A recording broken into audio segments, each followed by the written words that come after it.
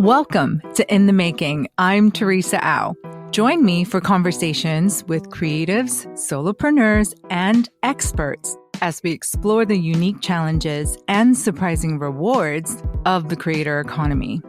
One quick bit of housekeeping before we get into this amazing episode ahead.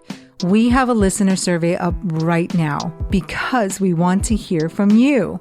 Tell us a little bit about yourself so we know who we're serving and what you're looking for from In the Making. Find the link in the show notes in this app here or go to adobe.ly/ITM survey.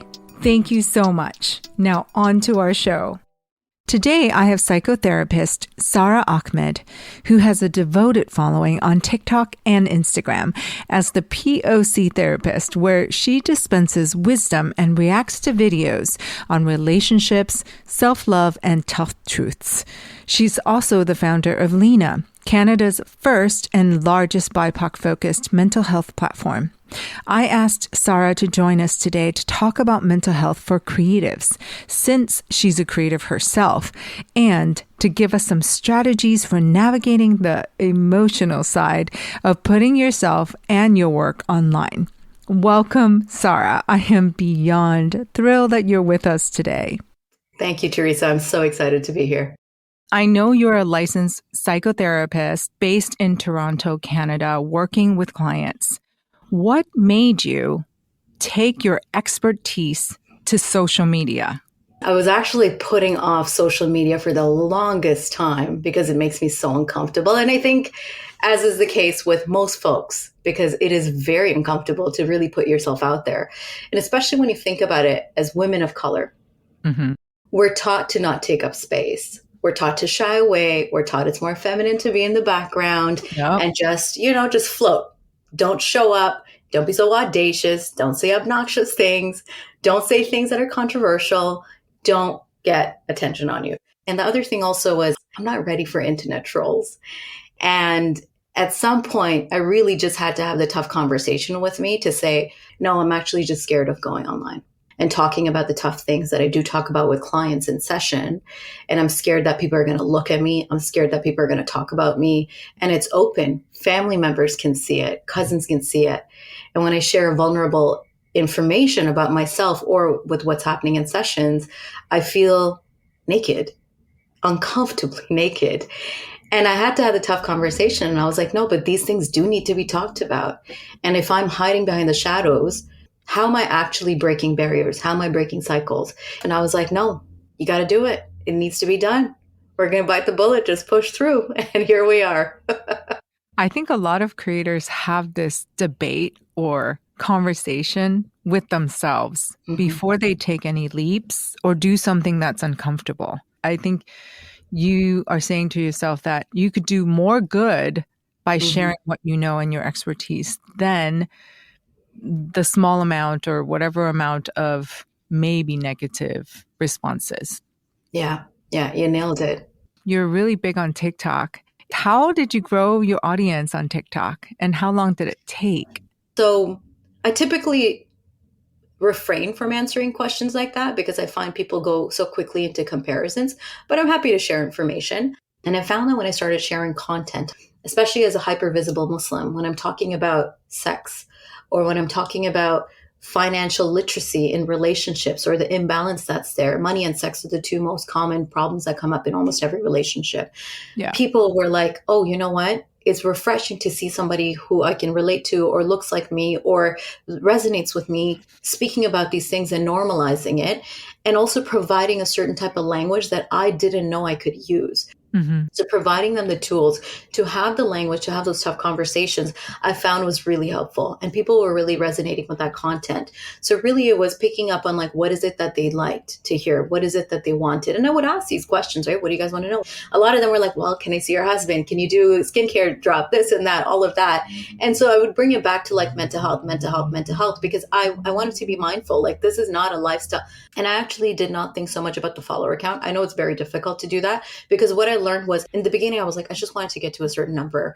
And I realized that was the wrong way to approach it. So I find that certain things totally hit and certain things that it's total miss. And you're like, I put in so much effort into that. Yeah. Oh God. And it just fell flat.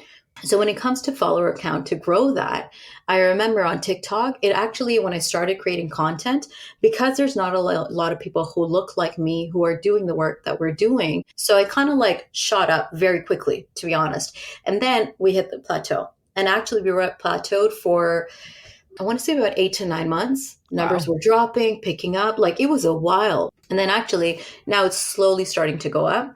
But it's Yeah. again, it's like up and down, up and down, up and down. But then also I've been posting content on Palestine. And that Mm. also came in. And I Hmm. started getting shadow banned. I actually started to lose some features on TikTok. So in terms of how long did it, to answer your question, how long did it take me? I can't tell you how long it took me because I don't have a linear trajectory Sure. and other factors come into place. But what I can tell you confidently is I've been putting in the work now consistently on TikTok for about 3 years. Yeah. You have to be consistent and it takes time. So, what are some things that creators can do to protect their self image from the sting of criticism, especially when it comes to hard words? It's about their appearances, their voice, or even their personality. Mhm. When I started off, one of my closest friends, who's also helped me a lot that I work with, she said, don't share anything online that you're not comfortable with if somebody was to approach you in public. If I feel uncomfortable having that conversation at a coffee shop or if I'm in line somewhere, do not post it online. You need to have a self care routine, especially when you're exposing yourself online. Go ahead, put your phone away if you posted something. Do not look at it. Do not go back and keep refreshing. How many views? How many views? How many likes? Just because you got 20 likes only, do not take the post down. Just because people gave you some negative feedback and totally missed what you were saying or misinterpreted it, or the conversation totally went somewhere else. I have many conversations where I'll post a video and then the comments are something about, I don't know, my makeup or something like that. And it's very easy to get caught up in that because it's Yeah. hurtful. So post something, walk away, go for a walk, go drink some water, take a shower, do something, but do not look at the numbers, not right off the bat, because it is very uncomfortable. You're putting yourself in a very vulnerable space. You feel exposed, you feel very seen, and it's not a nice feeling. So go take care of yourself rather than digging yourself into that hole of like, how many likes now? What about now? Yes. Yes. I have done it myself. I'll put a post and say, oh my God, how many likes did I get in Yeah. the last 5 minutes? It's less now, but in the beginning, when you're trying to get followers or just Yeah. starting out, that is a very normal thing for most people to do. I think so. And it's weird because like there's some part of your like self-esteem and ego that just like instantly gets tied into it. And you're like, I just made an Instagram account yesterday. Why does it feel like it's a third limb on my body now? Mhm. That I feel like if I don't get enough likes or enough nice comments or enough validation there, I feel like something's missing. And I Mhm. find that to be such a slippery slope that's so dangerous. But it's sound advice. Put a Yeah, post out there and then walk away. walk away. Walk away. Wait a couple of hours, wait a day before you go back to it. Yeah. We're on the topic of mental health, obviously. Stress and burnout are big issues in our economy right now. Hmm. Sarah, what can we do about it? This is a whole session to I know. yourself. I know. I like to put things into two buckets: what's in my control, what's out of my control. And as a woman of faith, I find that this is also really helpful for me because I'm like, listen, God, these are your problems. These are my problems. And these are the larger team's problems. So we have to figure this out. I have to figure this out solo, individually. I have to figure this out with the rest of my team. And these ones, no, these are God's problems. And you know what? God's hands in it. We don't have to worry about it. Now, that's much easier said than done because I think that requires a lot of work to be able to have that level of faith and trust. And even for those who, are perhaps agnostic, I find that people always resonate with this statement. The universe has a very funny way of working things out. Most people will say, yeah, I could tell you a couple of instances where that happened to me, Mhm. which tells you like sometimes certain things do fall into place and you have to let them be. And I say this all the time about the work culture. I've only worked in North America, so I don't know where it's like in other places. I like to believe it's Mhm. not like this, but I say that North America has this very false sense of manufactured control. You think you're in control with everything. We get weather updates hour by hour. The rain's starting at this much, it's 1 to 3 millimeters, and then it's stopping at 6 o'clock. And then we plan, we'll go out for the run at 6 o'clock. Or we'll go to the patio at 6 o'clock. But like, When you kind of think about it, don't you find it exhausting? You're like, do I really need to know? Yeah. I actually did 2 months in Southeast Asia. And honestly, one thing that is not, it's still there since I was a kid when I visited India. If it rains, all plans are off. The roads are flooded. The system is not set That's up to right. be able, right? So guess what? It rained, plans changed. Yeah. And so you have to pivot. And what happens is when you actually get used to the idea of like, look, your cards are sometimes going to keep changing as the day passes. What do? You need to learn how to pivot. And that's the big thing I find people struggle with so much. Like, yeah, but this was planned and this was supposed to happen. And then I missed my bus. And because of that, and then this happened. And then my coffee spilled. And are these things actually worth stressing about? Are they? Coffee spilled. It's all good. Like, we don't need to be experiencing that level of stress. It's unnecessary. My team member, Chris Anthony, just said, if there's anything in life that's a given, it is that you can count on, they are changes. So we have to learn to live with them and really make the best of them and how to work with them. We hear a lot about mental health these days, but when is it a good idea to seek out therapy? Great question, because there's two separate concepts over here. There's a difference between your day-to-day mental health slash, let's call it mental fitness, okay, versus I'm actually in crisis and I need support. Those are two separate things. Most people, they just think of part two. They don't think of the first half. First half is the thing that's most important. It's like saying, when it comes to physical health, well, I run a marathon every quarter, versus what's your day-to-day habits that actually keep you physically healthy?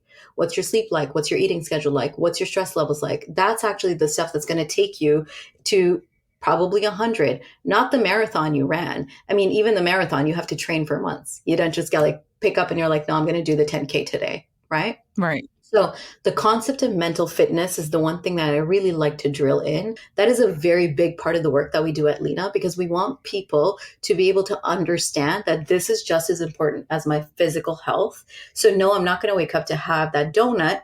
No, I'm not going to wake up to check my phone first. I want it to be the same thought almost, right? Just like, you're not going to eat the donut for breakfast. No, I'm not going to wake up and open my phone. The only thing we're going to do is we're actually going to go invest in an old school alarm clock where you smack the bell down when it's ringing to snooze a couple more minutes. You don't touch your phone, because instantly you hit snooze or stop. What happens next? Email. What happens next? Instagram. Honestly, I'm guilty of it myself. I think most of us are. Me too. Now, when you don't take care of your day-to-day mental fitness, what's going to happen is it's going to actually keep stacking on to the point where we crack. And then we have health issues pop up. And that's when you're like, oh, I got to go to the doctor. And the doctor's like, what's going on? The reason why your hair is falling off, or you're experiencing, extreme period pain, or your skin's breaking out. The dermatologist, they're asking questions. What's the underlying issue? Unaddressed anxiety, unaddressed stress. And for most people, it's anxiety and depression, the top two concerns that are there. So if you go ahead and you leave them unattended, you don't take care of something, naturally, it's only going to get worse. And that's when you actually do need to step in to get some support. What's that saying? An ounce of prevention is better than a pound of cure. You have to start small, like start small steps, but start taking care of yourself. I have benefited greatly from therapy and other things, like really focusing on myself the last couple of years, and it's been really beneficial. But I do know a lot of my friends, a lot of people I know, they struggle silently and they're really nervous about taking that first step to meeting with a therapist. Is there something you could say to them, just advice on how to take that first step into, hey, I'm going to go check in with somebody? Tell yourself, if you're starting off from a place of, what are they going to tell me that I don't know? Check yourself on it. Why are you trying to avoid having a conversation? That's first thing. Second thing is, a lot of people say, I don't know where to start. My life is a mess and everything just feels like it's so mixed in with each other. I don't know how to do that. And to those folks, I have to say, don't worry about our job. That's for us to take care of. And if you really don't know where to start, this is totally free. Go onto ChatGPT and type in, I'm going to have my first session. I don't know where to start. What are some questions I can start off with? ChatGPT will spit out a whole bunch of questions, and you can go ahead and start answering those questions in your journal. And that'll give you some sort of framework to feel more prepped to come to your first session. Yeah. So using AI to help you with your first session, to give you some ideas. Yeah. I love that. I want to know more about your company also. It's fascinating. Why did you name it Lena? And tell me a little more about what Lena does. Of course, yeah. So Lena actually means light. And if you look at the colors as well on our website, I don't want gray hues, I want bright hues because I wanted people to associate mental health with joy, not mental health with, oh my God, life is tough. I wanted to reshift people's mindset when it comes to that. And just as though, we've seen over time when it comes to like physical health, now it's a part of like overall well being. And I wanted people to think of that when it comes to mental health. I wanted them to think this is something that's like actually a part of my day to day. It's important. And Lena specifically means in many languages, the meaning that really stood out to us, what it means light or a ray of hope. And for a lot of people who look like you and me, we've grown up feeling as though we've turned to many doors and all of them closed on our faces. I know you've said this. I've said it too, which is like, I feel like no one gets it. How do I explain all of these concepts, the intersectionality? I don't even know how to explain certain things. I just wish I spoke to somebody who kind of like, is from the same ish region too as I am, who just kind of gets it. Like I didn't have to explain.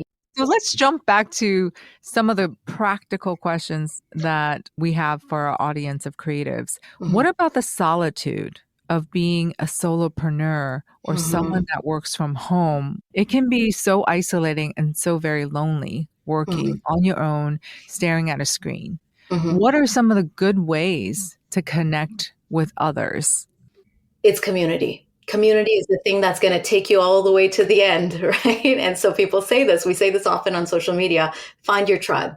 And sometimes that community doesn't mean that you have to be in the same spaces or do the same type of work. Frankly, actually, all of my closest friends, none of them are in the mental health world. Well, not true, maybe one. But most of them, no, far from it. But, of course, they're mental health informed, but they're not in the work that I'm doing. They're not. But yet I feel very supported because I find that, yes, they're going through their struggles and they're doing their own thing. However, I find that they're a part of my community because our core values align outside of just work. And so when I find that multiple of my core values align with them, I find that there's a lot of community and sisterhood there that I find a lot of satisfaction in. That's the thing that's so important, where you have to find your community, and your community doesn't have to be based off of the work that you do. It could be based off of your interests. So yes, you do your work alone, you mind your business. However, after that, you have this community of friends, whether you joined a running room or it's a chess club or whatever it is, and you find there's so much joy in there and meaning in there, that's the community that's going to stick around. If you don't have community, you will lose your way. I guarantee you. Find your people. I always say that too. Find your tribe, find your people. Yeah. So we're always looking at our phones, right? We look at our phones so much that we know it really impacts our mental health, particularly for people who post online as part of their jobs. How can we manage our relationship with social media when so much of our life now exists there? Yeah. And also, in addition to that, the life that exists there, to push back on what you said, is the one you've curated. So it's like a fantasy world you built for yourself, the highlight reel. Right? I always say that. Yeah, what you see it's not always the truth. It's true. And most times it's not. If you look at any of my videos, you think I look like that. You should have seen me an hour ago in session. No. I look like struggle. So it's true. How do you detach? How do you separate yourself from that? So there's a ton of apps that are there that'll actually post for you. Utilize them. Go ahead and create a schedule for yourself. Yes, you have to do a little bit of work. This one, you have to put in a little bit more elbow grease into it, but it does a job and it does it beautifully. Frankly, most people, myself included, we create batch content. You know what? It happens twice a month. That's about it. Go online to check to see if it's posted. Make sure it's like, all your emojis and everything is like lined up and stuff, and then walk away from your phone. That's the first thing I would suggest. Second thing is also put those locks and timers on your apps because it's very, very helpful to be able to do that. Third, this one actually, a lot of people don't realize how easily accessible it is, but ask your friends and family, ask the kids in your family and your cousins if they want to volunteer to help you with some of this stuff, because they probably have a couple tricks up their sleeve that you don't. You know what? You don't have money to pay for them, but no problem. Get them their meal. buy them a gift, whatever it is. You can always do that in small, meaningful ways. I get this all the time, actually. So we're just looking for exposure when it comes to mental health. We just want to understand how you're doing things. So, hey, do you want like any help? I'm happy to volunteer my time. So we take a lot of people up on it and say like, actually, sure. You know what? Here you go. Can you help with this? And they're happy to. But people are shy to ask because why? We're taught, especially as women, do not ask, do not be a burden. Yeah. I'm the same way. I think we all are. But we're learning. I'm learning to ask. You got to put it out there. And it's always a no if you don't ask. Yeah, it's true. And so ask and you'll get the help. And you know what? You'll have to ask a couple times and it's very uncomfortable. But how do you expect to have any kind of growth if you haven't gotten out of your comfort zone? Yeah. Those are all very great tips. And I was smiling big when you talked about the scheduler because, shameless plug, Adobe Express actually has a scheduler component so that you can, like you said, just queue up all your posts, work on them, get them all ready, and then you can post them. You could just plan it out for the next month, 2 months, quarter, a year. But those are really great sound advice. What is your number one suggestion for creatives to improve their mental health? Something that they can actually start doing today. Do not spend 50 minutes critiquing the fact that your eyebrows hair is crooked, or your liner is not wingtip enough, or your lip liner was not on properly, or the background was a little bit messier. Do not take more than a quick 10-minute look and ask yourself, what was my intention behind creating this video or post? Did the message get received? Am I happy with the message in the sense that the language is appropriate? I'm not saying something that's offensive. Am I communicating effectively? Yes, get off that video. Get off that post. There's nothing else to look at. It is what it is. It'll never be right. There's no such thing as perfection. Yeah, it's true. And it comes from a place of people pleasing, right? Which is, if it's not perfect, people are going to judge me. And I don't want that, which is human. Who wants to be judged? Yeah. And then you say, hey, you know what? This is me. That's it. What brings you the most joy? There's a lot of things. And most recently, I got a kitten and I've never been a pet parent. And so I'm in kitty heaven right now because it's so sweet. And I'm actually playing with his toys more than he plays with them. And I'm just like going nuts. It's like this beautiful rainbow colored like ribbon. That's it. And I'm just like going nuts with it as though I'm like a ballet dancer. I don't know how to do nothing. Okay. I'm actually so clumsy that I'm tripping over my own toes, but I'm just like twirling it around me and I'm enjoying my time so much. And it's kept me away from my phone and my email for such a prolonged period of time that actually is also a byproduct of joy I'm coming from because I'm like, it's detaching me. What does success look like for you? So for me, success looks like being able to be content with myself in a position. I'm in a position where I'm able to reclaim my time back for the things that I love. So no longer saying, sorry, you know what, we're going to do takeout because I'm so busy and I got warped into this email thread and saying, no, actually, this is actually not an emergency thing. This is like a perceived manufactured sense of urgency. This is not urgent. That to me is success, being able to understand and differentiate that for myself to say, walk away. It's not worth your time. Go cook. You'll enjoy that instead. Yeah. Yeah. Amazing. I love that you have that reflection and you know what you want and you're going for it. You're going for it. Doing my best. I asked all of my guests this question. What is one word that is going to guide you or that has been guiding you this year? Intention. What is your intentionality? As a business owner, I'll say that because somebody who's running a startup, 9 out of 10 things you're going to fall flat on your face. But as long as you ask yourself the question, what was my intention behind doing that? And you say, these were my list of reasons, and you're able to wholeheartedly say, well, you know what? My intentionality was in the right place and it still fell flat. That's okay, because you would do it again. It wasn't a bad decision. It just didn't land the way you were hoping for it to land. So redo that again, and it might land again better. Intention. It applies to everything in life. It does. 100%. It's kind of also a cop-out answer because it applies to everything, and I love it. It's very appropriate. Thank you so much for sharing. I feel like I learned so much from this conversation. Thank you for spending time with me and the audience. I'm sure they're going to take something and do it right now, today. I hope so. Thanks again to Sarah for joining me today. Her advice gave me so much hope, just showing that there are healthy ways to work within the creator economy.